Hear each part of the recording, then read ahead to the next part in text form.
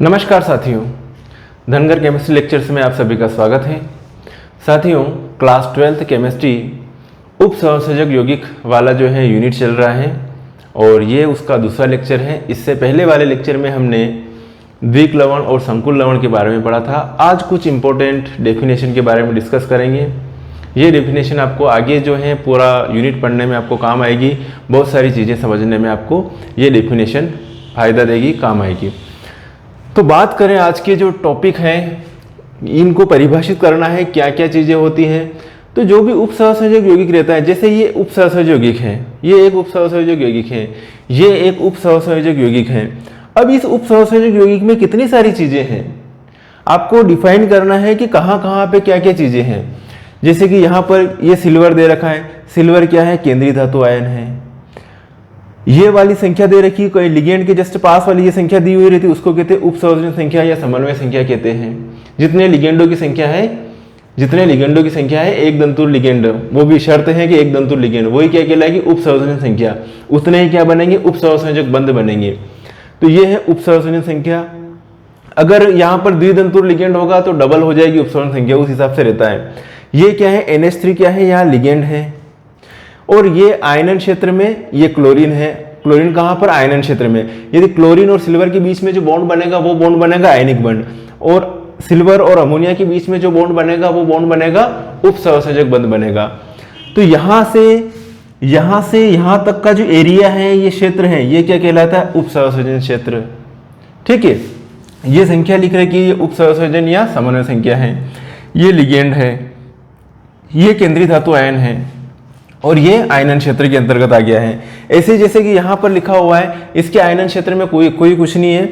यहाँ जो है केंद्रीय धातु परमाणु है। ये वाली संख्या कौन सी दे रखी है? उप सहसंयोजन संख्या या समन्वय संख्या कहेंगे इसको, 6 को। और ये साइनाइड क्या है? ये लिगेंड्स है। ठीक है, और ये पूरा क्षेत्र क्या कहलाएगा? उप संयोजन क्षेत्र या समन्वय क्षेत्र कहलाएगा। ओके, बात करें संकुल यौगिक। किसकी बात करें? संकुल यौगिक। ये एक संकुल यौगिक है, K4FeCN6 क्या है? संकुल यौगिक है।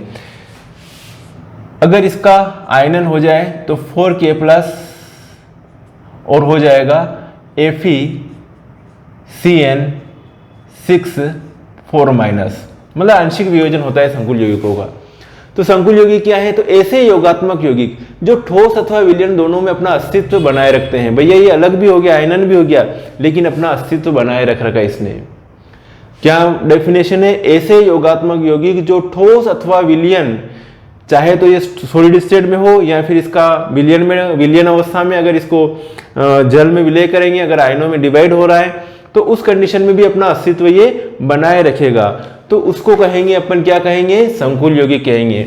नहीं दिख रहा है तो इससे ब्लैक से लिख लेता हूं। जैसे ये डिवाइड हो जाए 4K+ और प्लस FeCN6 और ये 4-। समझना आप।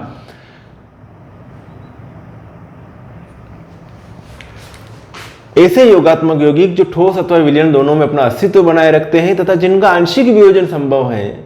आंशिक वियोजन हो रहा है, ऐसा नहीं कि साइनाइड अलग हो गया, आयरन अलग हो गया, पूरी तरह से वियोजन नहीं हो रहा।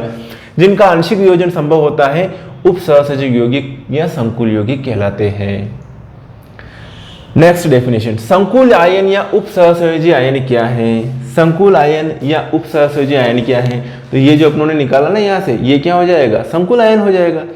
तो संकुल यौगिक का वह आयन, संकुल यौगिक का कोई भी संकुल यौगिक ले लो, संकुल यौगिक का वह आयन जिसके घटक सामान्यतः विलयन में परीक्षण नहीं देंगे। जैसे FeCN6 4- है, तो इसके जो घटक है साइनाइड और आयरन, ये विलयन में परीक्षण नहीं देंगे। अपना अस्तित्व बनाए रखता है, ये बचा के रखता है, तो परीक्षण नहीं देते हैं। संकुल आयन या उप सहसंयोजक आयन कहलाते हैं। एग्जाम्पल है K4FeCN6 में K4CN6 4-, K4FeCN6 में FeCN6 4- संकुल आयन है। समझ गए हो? इसको क्या कहा मैंने? संकुल आयन कहा भैया, समझ लेना। ओके, ये संकुल आयन हो गया। अब नाम से पता चल रहा है, थोड़ा सा माइंड लगाना बस।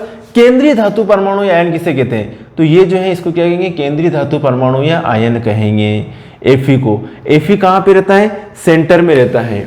और Fe से जो है Fe साइनाइड जो है, यहाँ पर अगर बात करें तो आपको समझा देता हूँ कि Fe सेंटर में है, Fe सेंटर में है।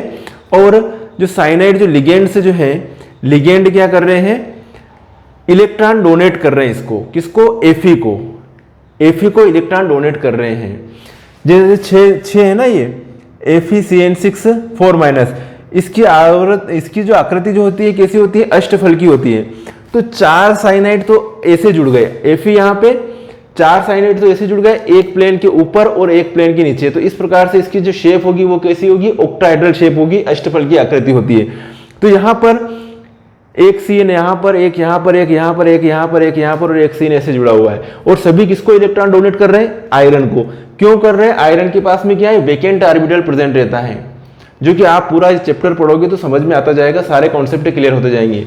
एक बार आप पूरा चैप्टर पढ़ोगे फिर वापस रिवाइज करोगे तो सारे कॉन्सेप्ट आपके क्लियर हो जाएंगे, सारे टॉपिक अगर होने के बाद। तो अब बात करें कि केंद्रीय धातु परमाणु आयन किसे कहते हैं, तो सेंटर में कौन है, सेंटर में जो उपस्थित है, जैसे कि यहाँ पे सेंटर में Fe है और बाकी साइनाइड कहाँ लगा रखे, ऐसे लगा रखे, इस तरीके से, ठीक है। 6 साइनाइड, ये इस तरीके से 6 साइनाइड लगे हुए हैं, समझ रहे हो। एक साइनाइड यहाँ, एक यहाँ, एक यहाँ, एक यहाँ, एक यहाँ, और सभी क्या है, इलेक्ट्रॉनों का रोल होता है बॉन्ड फॉर्मेशन में। और यहाँ पर जो बॉन्ड में बनाने में जो इलेक्ट्रॉन जो दे रहा है, सिर्फ कौन दे रहा है, साइनाइड दे रहा है। आयरन के पास तो खाली ऑर्बिटल है, उन खाली ऑर्बिटल में इलेक्ट्रॉन प्रवेश कर रहे हैं, किसके, लिगेंड्स के। तो यहाँ पर 2 चीजें, इसको कहते हैं लिगेंड और ये है केंद्रीय धातु परमाणु। इसको साइनाइड को क्या कहेंगे, लिगेंड, और ये है केंद्रीय धातु परमाणु। कितने लिगेंड है भैया, यहाँ पे 6 लिगेंड है। कौन से लिगेंड है, साइनाइड, Cn। कौन से लिगेंड है, Cn लिगेंड है। तो केंद्रीय धातु परमाणु आयन तो संकुल आयन या यौगिक में उपस्थित वह परमाणु आयन जो सामान्य संयोजकता नियमों के विरुद्ध, संयोजकता नियम के अनुसार क्या साझा करेंगे, लेकिन सामान्य संयोजकता नियमों के विरुद्ध अनेक अणु या आयनों से क्या बना लेते हैं, बंध बनाता है। ये केंद्रीय धातु परमाणु आयन कहलाता है। जैसे FeCN6 4- में Fe2+ आयन 6 Cn- आयनों से बंध बना रहा है, 6 Cn- आयनों से बंध बना रहा होता है। ये सारी स्टडी अपन स्ट्रक्चर की आगे धीरे धीरे जैसे जैसे लेक्चर बनते जाएंगे सारी स्टडी करेंगे। अब बात करें लिगेंड्स की, तो यहाँ पर ये Cn- लिगेंड है, Cn लिगेंड है, यहाँ पर NH3 लिगेंड है, कहीं पर H2O लिगेंड होता है, कहीं पे फ्लोरीन हो सकता है, कहीं क्लोरीन हो सकता है, कहीं ब्रोमीन हो सकता है, कहीं H2O लिगेंड के रूप में हो सकता है। तो लिगेंड भी अलग अलग प्रकार के होते हैं। अब लिगेंड के प्रकारों में भी बांटा गया वापस, एक दंतुर लिगेंड या एक दंतीय लिगेंड भी को तो भी कोई दिक्कत नहीं। मोनोडेंटेट, एक दंतुर को अंग्रेजी में कहेंगे मोनोडेंटेट, द्विदंतुर को कहेंगे बाईडेंटेट, त्रिदंतुर को कहेंगे ट्राइडेंटेट, और बहुदंतुर को कहेंगे पॉलीडेंटेट, और एक होते हैं एम्बीडेंटेट जिनको उभयदंती भी कह सकते हो आप, उभयदंतुर लिगेंड, मतलब इनकी अलग खासियत होती है। तो ये है लिगेंड्स के प्रकार। तो लिगेंड क्या होता है, तो केंद्रीय धातु परमाणु से उप सहसंयोजक बंध द्वारा जुड़े परमाणु या समूह को लिगेंड्स कहते हैं। ठीक है, यहाँ पे इसको मैं मिटा देता हूं ताकि आपको समझाने में दिक्कत नहीं आए। ये लिया जैसे Fe, एक CnA, एक CnA, एक CnA और एक CnA, सभी बॉन्ड जो है कौन से, उप सहसंयोजक बंध। उप सहसंयोजक बंध को इस एरो के थ्रू दर्शाते हैं, और एरो किधर से किधर की ओर होता है, जो इलेक्ट्रॉन दे रहा है ना, उसकी साइड से, और जो लेयर ग्रहण कर रहा है उसकी साइड में ये चिन्ह एरो इधर उसकी साइड में रहता है एरो। ओके, तो यहाँ पर ये आयरन जो है इलेक्ट्रॉन को ग्रहण कर रहा है, क्या कर रहा है, इलेक्ट्रॉन को ग्रहण कर रहा है। और ये जो शेप कहलाती है, ये कैसी शेप है, अष्टफल की आकृति है। कैसी है, अष्टफल की आकृति होती है। तो यहाँ पर देखिए ये संकुल आयन है, और इस संकुल आयन में ये केंद्रीय धातु है, केंद्रीय धातु, और ये इनको क्या कहूँगा मैं, लिगेंड कहूँगा। Cn को क्या कहूँगा, लिगेंड। यहाँ पे Cn की जगह क्लोरीन ले सकते हैं, ब्रोमीन ले सकते हो, आयोडीन ले सकते हो, जो भी ले सकते हैं, एक दंतुर लिगेंड। तो केंद्रीय धातु परमाणु से उप सहसंयोजक बंध, केंद्रीय धातु परमाणु से उप सहसंयोजक बंध द्वारा जुड़े हुए परमाणु, अगर यहाँ पे अकेला क्लोरीन होता तो क्या कहता, परमाणु, और यहाँ पे क्या Cn मतलब 2 परमाणु, तो ये क्या हो गया, एक तरह से समूह। मतलब 2 या 3 परमाणु से मिलकर जो बना है उसको क्या कहेंगे, समूह। परमाणु का समूह हो गया एक तरह से वो। तो परमाणु या समूह को क्या कहते हैं, लिगेंड। जैसे H2O को भी एक लिगेंड का काम करता है, NH3 भी एक लिगेंड का काम करता है, साइनाइड भी लिगेंड का काम कर रहा है। अलग अलग प्रकार के लिगेंड होते हैं, कुछ उदासीन होते हैं, कुछ ऋणावेशित होते हैं, अलग अलग टाइप्स के आपको आगे लिगेंड के बारे में भी बताएंगे। तो यहाँ पर परमाणु या समूह, परमाणु या समूह को क्या कहते हैं, लिगेंड्स कहते हैं। समझ में आ गई डेफिनेशन। केंद्रीय धातु परमाणु से, केंद्रीय धातु परमाणु से उप सहसंयोजक बंध के द्वारा जुड़े हुए परमाणुओं या समूह को क्या कहते हैं, लिगेंड। इसमें 6 लिगेंड है। कितने लिगेंड है, 6 लिगेंड। यहाँ पर कितने लिगेंड है भैया, 2 लिगेंड। केंद्रीय धातु परमाणु कितने लिगेंड से जुड़ा हुआ है, 2 लिगेंड से। तो उप सहसंयोजन संख्या इसमें कितनी होगी, 2 होगी। इसमें उप सहसंयोजन संख्या कितनी होगी, 6 होगी। जितने लिगेंड से गिरा हुआ है एक दंतुर, वो उसकी क्या हो जाएगी, उप सहसंयोजन संख्या या समन्वय संख्या होगी। मेरी बात को आप समझ गए हो। अब देखिए प्रकार, एक दंतुर लिगेंड। तो लिगेंड का केवल एक परमाणु दाता का काम करे, लिगेंड का केवल एक परमाणु दाता का काम करे तो उसको क्या कहेंगे, एक दंतुर लिगेंड। जैसे साइनाइड में NH3 में नाइट्रोजन है, F- है, Cl- है, Br- है। तो जिनमें केवल एक परमाणु दाता का कार्य करे उनको कहते हैं अपन एक दंतुर लिगेंड कहेंगे। मेरी बात को समझ गए हो। अब द्विदंतुर, जिसमें जैसे कि यहाँ पे COO- C, इसको कहते हैं ऑक्सैलेट आयन कहते हैं। तो ये लिगेंड, ये एक लिगेंड है, लेकिन कौन सा लिगेंड है, द्विदंतुर लिगेंड है। तो ये क्या काम कर सकता है, ये 2 जगह से जुड़ेगा, 2 वैलेंसी को सेटिस्फाई करेगा। मतलब COO और इधर से जुड़ेगा और COO इधर से भी जुड़ेगा, मतलब दोनों तरफ से जुड़ रहा है ये, ऐसे जुड़ेगा, इस तरीके से जुड़ेगा। तो लिगेंड तो क्या है, ये एक ही लिगेंड है, लेकिन क्या है, ये द्विदंतुर लिगेंड है। तो जो एक दंतुर लिगेंड 2 लग रहे थे, उसकी जगह अपना क्या लगा, एक ही लिगेंड लगा। कैसा लगा, एक ही लिगेंड लगा। तो लिगेंड के 2 परमाणु दाता का कार्य कर रहे हैं। यहां पर कितने, सेंट्रल एटम से दोनों तरफ से घेर लेगा इसे। समझ रहे हो मेरी बात को। तो लिगेंड के 2 परमाणु दाता का कार्य करते हैं तो उनको क्या है, द्विदंतुर लिगेंड। अब जैसे यहाँ पे NH2 CH2 CH2 NH2, तो यहाँ पर 2 CN अलग अलग है यहाँ पे, लेकिन जब ये लिगेंड जोड़ेंगे तो क्या हो जाएगा, यहाँ NH2 लिख दिया मैंने, फिर यहाँ CH2 लिख दिया, फिर यहाँ CH2 लिख दिया, और फिर यहाँ लिख दिया मैंने NH2। तो देखो यहां से जुड़ रहा है और यहां से जुड़ रहा है, ऐसे जुड़ रहा है। तो पहले 2 लिगेंड जुड़ रहे थे एक दंतुर, उसकी जगह एक ही लिगेंड से काम चल गया है यहां पर। तो लिगेंड के 2 परमाणु दाता का काम करते हैं तो उसे अपन कहेंगे द्विदंतुर लिगेंड। क्या कहेंगे, द्विदंतुर या बाइडेंटेड लिगेंड। तो एग्जांपल है ऑक्सैलेट आयन और एथिलीन डाइएमीन। इसको कहेंगे एथिलीन डाइएमीन। इसको रिप्रेजेंट करते हैं EN से, शॉर्ट में कहीं से रिप्रेजेंट करते हैं EN से। कहीं पे EN लिखा हुआ है, मतलब किसकी बात चल रही है, एथिलीन डाइएमीन की बात चल रही है। अब बात करते हैं आगे त्रिदंतुर लिगेंड भैया।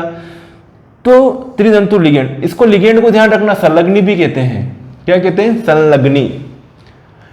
हिंदी वर्ड है संलग्नी, और लिगेंड तो इंग्लिश वर्ड है, लिगेंड इंग्लिश वर्ड है। त्रिदंतुर लिगेंड तो संलग्नी के 3 परमाणु दाता का काम करे भैया। कितने परमाणु काम करे, 3 परमाणु। मतलब एक नाइट्रोजन इधर से घेरेगा, ये घेरेगा, ये घेरेगा, तो क्या हो जाएगा, कौन सा हो जाएगा भैया यहाँ पर, त्रिदंतुर लिगेंड। तो संलग्नी के 3 परमाणु दाता का काम, एक तो ये दाता का काम करेगा, ये नाइट्रोजन, एक ये काम कर रहा है और एक ये काम कर रहा है। क्या कहूंगा मैं इसको, त्रिदंतुर लिगेंड। समझ में आगे बात, ट्राइडेंटेड लिगेंड। डाइएथिलीन, एक तो ये एथिलीन है और ये एथिलीन, और ट्राइएमीन, एक एमीन ये, एक ये और ये, इसका नाम है डाइएथिलीन ट्राइएमीन। समझ में आया बेटा। अब बात करें बहुदंतुर लिगेंड, मतलब जिनमें ऐसे लिगेंड के 3 से अधिक, मतलब 3 तक तो ये बात हो गई। अब 3 से अधिक जो भी हो, जिनमें 4 परमाणु दाता का काम करे, 5 करे, 6 करे, 7 करे, 8 करे, 10 करे, जितने भी करे, उन सबको क्या लिख दोगे आप, पॉलीडेंटेड लिगेंड लिख देना। क्या लिखोगे कि ये भैया पॉलीडेंटेड लिगेंड का काम करता है। जिन लिगेंड में आपको दिखे कि इसमें एक ही परमाणु दाता का काम कर रहा है तो उसको क्या कहोगे आप, एक दंतुर लिगेंड। जिन लिगेंड में दिखे कि इनमें 2 परमाणु दाता का काम कर रहे हैं, मतलब अपना लोन पेयर दे रहे हैं उपसहसंयोजक बंध बनाने के लिए, किसको, केंद्रीय धातु परमाणु या आयन को, तो उसे कहेंगे बाइडेंटेड द्विदंतुर लिगेंड। जिस लिगेंड के 3 परमाणु दाता का कार्य कर रहे हैं, जिस लिगेंड के 3 परमाणु दाता का कार्य कर रहे हैं, उसको कहेंगे अपन ट्राइडेंटेड लिगेंड। तो ये, और 3 से अधिक जितने भी हो उनको क्या कहेंगे अपन, पॉलीडेंटेड बहुतंतुर लिगेंड। तो अब यहाँ पर कितने परमाणु दाता का कार्य कर रहे हैं, देखो एक तो ये, एक यहाँ से, एक ये, एक ये, एक ये और एक ये, 4 परमाणु दाता का काम कर रहे हैं भैया। यहाँ पे कितने परमाणु काम कर रहे हैं, 4 परमाणु दाता का काम कर रहे हैं। नहीं 4 नहीं 6, 1 2 3 4 5 6। एक तरह से ये षटदंतुर भी हो गया, क्या हो गया, षटदंतुर भी कह दो, या इसको बहुदंतुर भी कह दो, बहुदंतुर। एथिलीन, एथिलीन डाइएमीन, इस नाइट्रोजन और इस नाइट्रोजन के लिए क्या है, ये जो देख रहा है ना अपन, 2 हाइड्रोजन 2 हाइड्रोजन, तो दोनों नाइट्रोजन के दोनों हाइड्रोजन हट गए और उसकी जगह क्या लग गया, CH2COO minus, CH2COO minus, CH2COO minus, CH2COO minus. Acetate है ना, क्या है वो, एसीटेट है, CH2COO माइनस। ठीक है, एसिटिक अम्ल का सूत्र होता है CH3COOH, CH3COOH, और एसीटेट का CH3COO माइनस। अभी एक हाइड्रोजन और कम पड़ गया क्योंकि इधर से जुड़ा, तो इसको यहाँ पे हो गया CH2COO माइनस। CH2COO माइनस को क्या कह रहे हैं अपन, एसीटेट। तो कितने एसीटेट है, 1 2 3 4, टेट्रा, 4 के लिए क्या वर्ड हो गया, टेट्रा, एसीटेट आयन। तो ethylene diamine 1 2 3 4 tetra acetate ion, इसको शॉर्ट में कहेंगे EDTA, EDTA। और अगर यहां पर मैं H जोड़ दूं तो माइनस बचेगा ही नहीं, यहां पर H जोड़ दूं तो एथिलीन डाइमीन टेट्रा एसिटिक अम्ल नाम हो जाएगा। अगर H जोड़ दिया मैंने चारों जगह तो एसिटिक अम्ल नाम हो जाएगा। और ये H नहीं जोड़ रहा हूं मैं, तो अभी इसका नाम क्या है, ethylene diamine tetra acetate ion, EDTA। समझ में आया, बिल्कुल समझ में आया होगा। तो एक दंतुर लिगेंड, द्विदंतुर लिगेंड, त्रिदंतुर लिगेंड, बहुदंतुर लिगेंड, और ये कौन सा, ये जो है बहुदंतुर लिगेंड, बहुदंतुर में कौन सा, षटदंतुर हो गया। इसमें 6 जगह 6 परमाणु दाता का काम कर रहे हैं, मतलब चारों तरफ से घेर लेंगे। ठीक है, चारों तरफ से मतलब अलग अलग तरफ से घेर लेंगे कि ये इधर से जुड़ रहा है, वो उधर से जुड़ रहा है, वो उधर से जुड़ रहा है, ऐसे करके जुड़ेंगे भैया। ठीक है, अगर कोई मेटल आ जाए, फंस जाए, तो सभी तरफ से घेर लेंगे ये बिल्कुल, कि ये परमाणु भी इलेक्ट्रॉन देगा, ये भी देगा, ये भी देगा, ये भी देगा, ऐसे घेर लेगा। मेरी बात को आप समझ गए होंगे। तो ये जो है ethylene diamine tetra acetate ion. अब बात करें उपसंयोजन क्षेत्र या मंडल, तो ये है उपसंयोजन क्षेत्र। अब आप इमेजिनेशन बना लीजिए संकुल यौगिक की माइंड में। अब उसमें आप इमेजिनेशन कीजिए कि उपसंयोजन क्षेत्र कौन सा होता है। जैसे इसमें बात करें अपन, तो ये कौन सा हो जाएगा, उपसंयोजन क्षेत्र हो जाएगा, ये पूरा यहाँ से यहाँ तक। ठीक है, उपसंयोजन क्षेत्र हो जाएगा। इसमें कौन सा, ये उपसंयोजन क्षेत्र हो गया। ठीक है, उपसंयोजन क्षेत्र के जस्ट बाहर का कौन सा, आयनन क्षेत्र है। बाहर का कौन सा क्षेत्र कहलाता है, जस्ट बाहर का क्षेत्र आयनन क्षेत्र कहलाता है। समझ में आ रहा, ये जो रहता है इसको क्या कहते हैं, लिगेंड से कहते हैं। लिगेंड की जितनी संख्या होती है वो क्या कहलाती है, उपसंयोजन संख्या या समन्वय संख्या कहलाती है। और ये केंद्रीय धातु आयन, बहुत सारी चीजें समझ में आ गई होगी आपको। सामान्यतः संकुल आयन को बड़े कोष्टक, कैसे, बड़े कोष्टक, ये संकुल आयन को ये बड़ा कोष्टक लगा रखा भैया। संकुल आयन में एक खासियत है कि बड़े कोष्टक में रखा जाता है।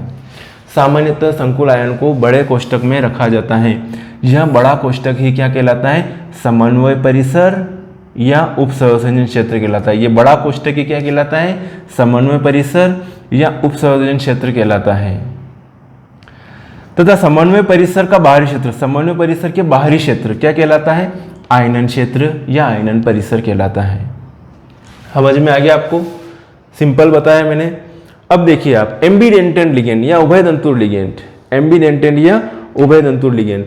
अब एम्बीडेंटेंट या उभयदंतुर लिगेंड जो है, इसमें एक अलग खासियत होती है। ये एक तरह से मान ले कि एक दंतुर लिगेंड, लेकिन उसमें एक दंतुर लिगेंड में अगर 2 परमाणु है दाता परमाणु का, देगा तो कोई एक ही, एक टाइम पे एक ही देगा मेटल को। जैसे कि यहाँ पे मैं बात करूं कि यहाँ पर नाइट्रोजन के पास भी लोन पेयर है और ऑक्सीजन के पास भी O2 माइनस लिखा ना, तो ऑक्सीजन के पास भी इलेक्ट्रॉन है देने के लिए। ठीक है, नाइट्रोजन के पास में भी है और ऑक्सीजन के पास में भी है। जैसे ये देखें अपन N और ये डबल बॉन्ड O, ठीक है, और ये ऑक्सीजन और ये माइनस और ये, तो नाइट्रोजन के पास भी है इलेक्ट्रॉन देने के लिए और ऑक्सीजन के पास में भी है। तो कौन दे? एक समय में कोई परमिशन रहेगी, कभी नाइट्रोजन दे सकता है, कभी ऑक्सीजन दे सकता है। तो ऐसी कंडीशन में क्या कहेंगे उसको? एम्बीडेंटेड लिगेंड, उभय तंतुर लिगेंड। तो वे संलग्नी मतलब क्या है? लिगेंड्स, वे लिगेंड जो दो दाता परमाणु युक्त होते हैं, दो दाता, जैसे NO2 में नाइट्रोजन भी है और ऑक्सीजन भी है, वे संलग्नी जो दो दाता परमाणु युक्त होते हैं, मतलब इलेक्ट्रॉन जोड़ा दे सकते हैं बंध बनाने के लिए, उपसंयोजक बंध बनाने के लिए, परंतु आवश्यकता के अनुसार केवल एक ही दाता परमाणु उपयोग करते हैं। आवश्यकता के अनुसार या तो फिर नाइट्रोजन दे देगा या फिर ऑक्सीजन दे देगा, दोनों में से एक देगा। आवश्यकता के अनुसार केवल एक ही दाता परमाणु का उपयोग करते हैं, एम्बीडेंटेड लिगेंड कहलाते हैं। NO2 माइनस संलग्नी नाइट्रोजन व ऑक्सीजन किसी एक दाता परमाणु का प्रयोग आवश्यक है, किसी एक दाता परमाणु का प्रयोग आवश्यक है, आवश्यकता अनुसार करता है। तो NO2 माइनस जो है वो कौन सा हो गया? एम्बीडेंटेड लिगेंड, उभय तंतुर लिगेंड। मेरी बातें आपको समझ में आई होगी। तो ये अपनों ने बहुत सारी डेफिनेशन करी। अब एक डेफिनेशन और बाकी रह गई है, वो भी आपको करवा देता हूं। इसका आप स्क्रीनशॉट ले लीजिए पहले जल्दी से, ताकि हम आगे बढ़े।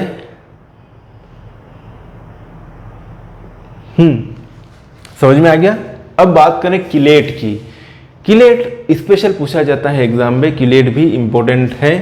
तो किलेट की बात करते हैं। किलेट किसे कहते हैं? मिटा दूं मैं इसको? किलेट नोट कर लीजिए, मतलब 6 टॉपिक हो गए, 5 और इसके बाद 6वां नंबर। किलेट क्या होते हैं? तो लिखिए, डेफिनेशन लिखिए आप। धातु अथवा धातु आयन के साथ, धातु अथवा धातु आयन के साथ, धातु आयन के साथ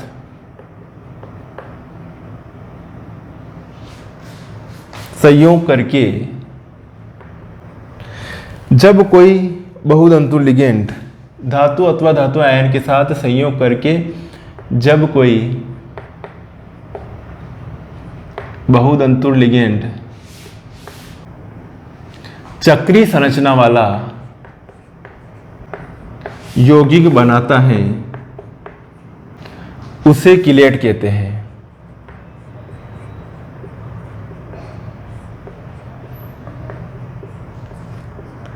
धातु अथवा धातु आयन के साथ संयोग करके जब कोई बहुतंतुर लिगेंड चक्रीय संरचना वाला यौगिक बनाता है तो उसे किलेट कहते हैं, है ना? तो उसे किलेट कहते हैं। चक्रीय संरचना वाला यौगिक भी लिख सकते हैं यहाँ पे, चाहो तो अणु भी लिख लेना, कोई दिक्कत नहीं है। उसे किलेट कहते हैं।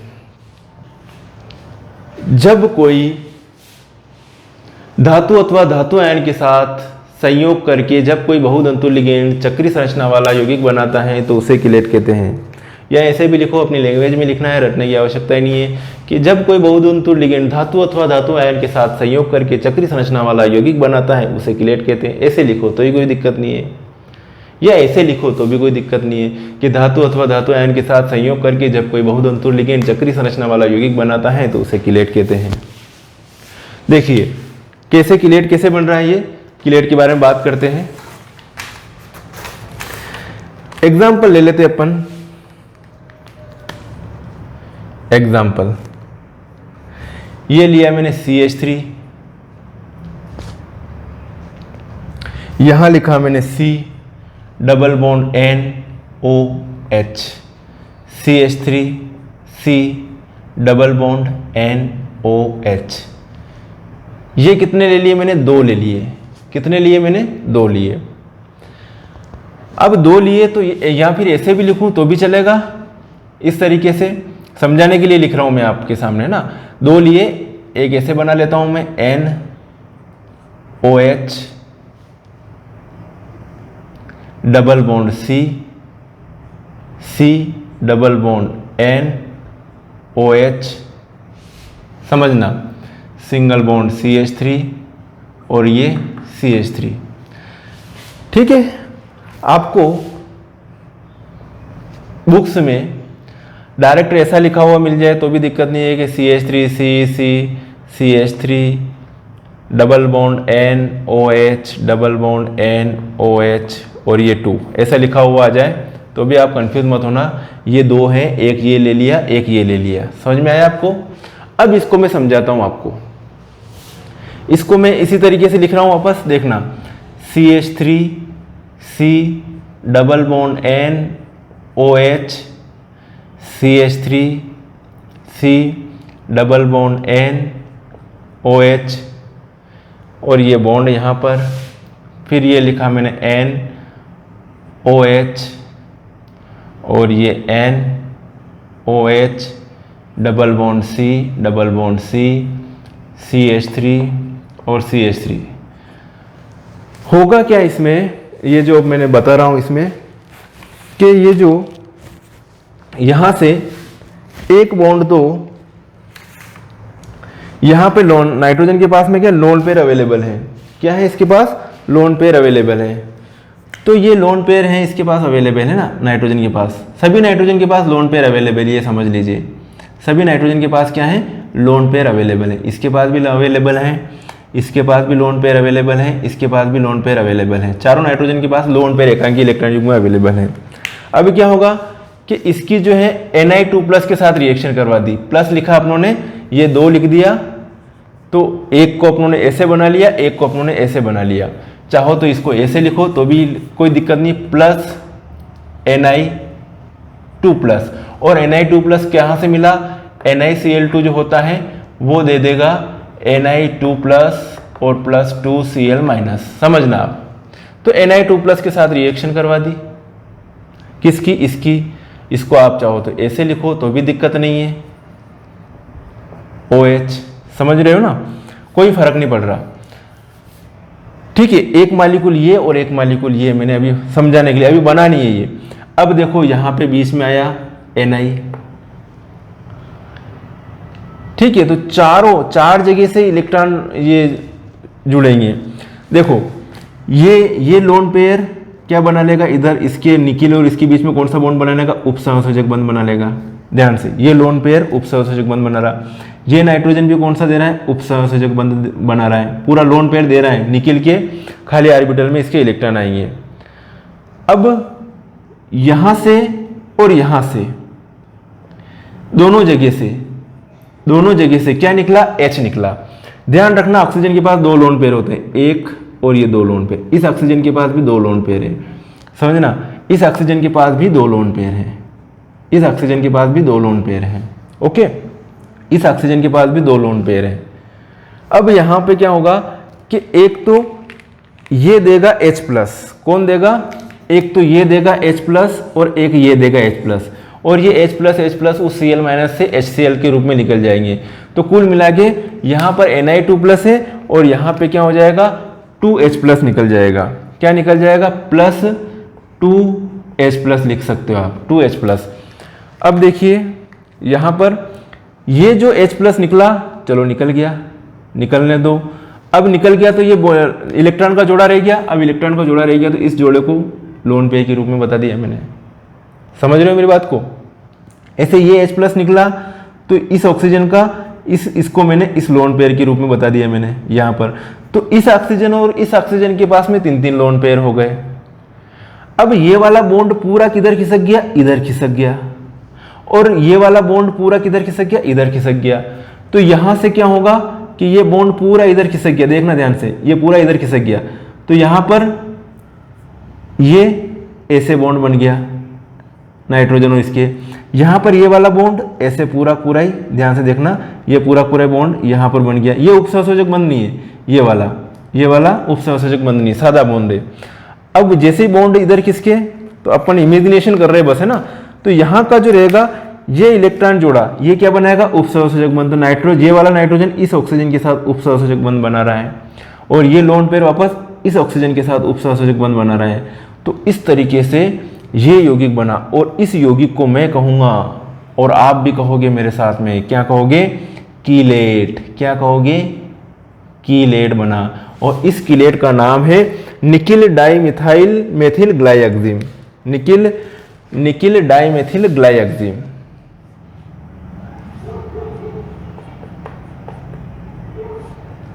Dimethyl glyoxime. इसका नाम है निकिल डाइमेथिल ग्लाइएक्सिन। समझ में आ गया। धातु अथवा धातु आयन, धातु आयन ले रखा, तो कोई धातु भी हो सकती है, बहुत सी जगह बहुत से किलेट के ढेर सारे एग्जाम्पल होते हैं, आपको यहाँ पे एक एग्जाम्पल बता रहा हूँ मैं। धातु अथवा धातु आयन के साथ संयोग करके जब कोई बहुधंतुर लिगेंड चक्री संरचना वाले यौगिक बनाते हैं, कौन से चक्री संरचना वाले यौगिक बनाते हैं, उन्हें क्या कहते हैं, किलेट कहते हैं।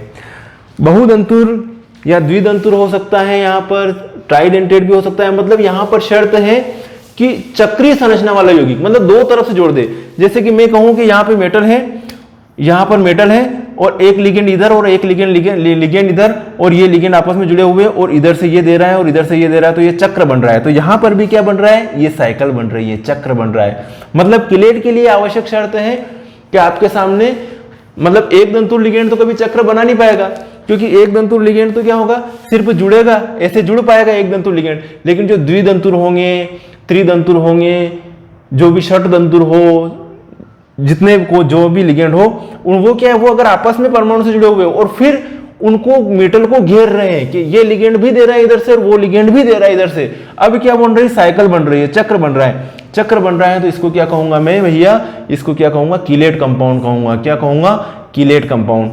देखो इस कंडीशन में ये किलेट नहीं है, लेकिन अगर ये लिगेंड ले लिया मैंने, द्विदंतुर ले लिया, तो ये क्या बन गया, किलेट बन गया, चक्री संरचना वाला।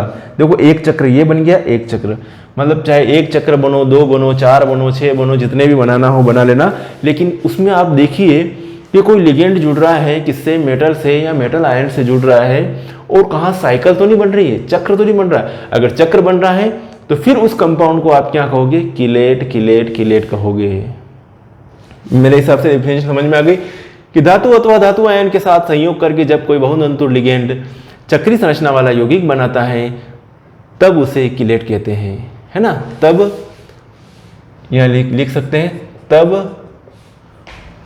उस अणु को, ये भी लिखो तो भी चलेगा, उस अणु को या उस यौगिक को किलेट कहते हैं। और ये है किलेट, निकिल डाइमेथिल ग्लाइएक्सिन। तो बहुत सारी डेफिनेशन पढ़ी अपनों ने आज, मजेदार था ये लेक्चर, बहुत अच्छा। कॉपी में उतारिएगा और सिस्टमेटिक प्लान बनाइए पढ़ाई करने का, टाइम वेस्ट मत कीजिए। अभी मुझे ऐसा लग रहा है कि कुछ बच्चे जो हैं अभी थोड़ा ये इस हिसाब से हो गए कि शायद इस बार भी एग्ज़ाम होगी या नहीं होगी। पढ़ के क्या करें भैया, पढ़ो तो सही, कुछ तो होगा फ़ायदा। पढ़ाई करनी ज़रूरी है, अपना नॉलेज अपना बढ़ाते रहो जीवन में। कहते हैं कि अगर आपको बहुत जल्दी सफलता पानी है, सब्जी बोइए। बहुत जल्दी अगर आपको सफलता पानी है तो सब्जी बोइए, मतलब सब्जी बहुत जल्दी आ जाती है, 2 महीने में सब्जी लग जाती है, आपको सफलता मिल जाती है, मतलब पैसा आना चालू हो जाता है बहुत जल्दी शॉर्ट में। तो सब्जियों के भाव कभी कभी बहुत डाउन भी हो जाते हैं, कुछ भी चलता रहता है। तो बहुत जल्दी सफलता चाहिए तो सब्जी बोइए, उससे ज़्यादा अगर चाहिए तो कुछ जो 1 साल के जो पेड़ जो 1 साल में फसल आती है तो उससे ज़्यादा फ़ायदा मिलेगा। उससे ज़्यादा सफलता चाहिए तो बगीचा लगाइए, और उससे ज़्यादा अगर सफलता चाहिए तो अपने पीढ़ी को पढ़ाइए, शिक्षित कीजिए, जीवन भर आपको कमा के देगी, जीवन भर प्रॉफिट देगी। तो मैं ये मानता हूँ कि एजुकेशन भी एक इन्वेस्टमेंट है, निवेश है, तो एजुकेशन पे भी खर्चा करना ज़रूरी है। अगर एजुकेशन पे खर्चा करोगे तो आने वाले टाइम में जो है आपकी पूछ परख बन जाएगी समाज में, और जहाँ पर भी है आपका वैल्यूएशन जो है बढ़ता जाएगा। ठीक है साथियों, तो आज के जो इस लेक्चर में हमने बहुत सारी डेफिनेशन के बारे में डिस्कस करी, और मैं ये मानता हूँ कि आपको इन डेफिनेशन से बहुत ज़्यादा नॉलेज गेन किया होगा, बहुत ज़्यादा आपको फ़ायदा मिला होगा। तो साथियों मिलते हैं फिर नेक्स्ट वीडियो में, और वीडियो को लाइक कीजिएगा, शेयर कीजिएगा और चैनल को सब्सक्राइब कीजिएगा, और वो जो घंटी है वो भी दबा दीजिएगा ताकि सबसे पहले आपके पास नोटिफिकेशन पहुँचे जब भी नया वीडियो बने तो। ओके साथियों, मिलेंगे फिर नेक्स्ट वीडियो में, तब तक के लिए बाय और thank you so much for watching.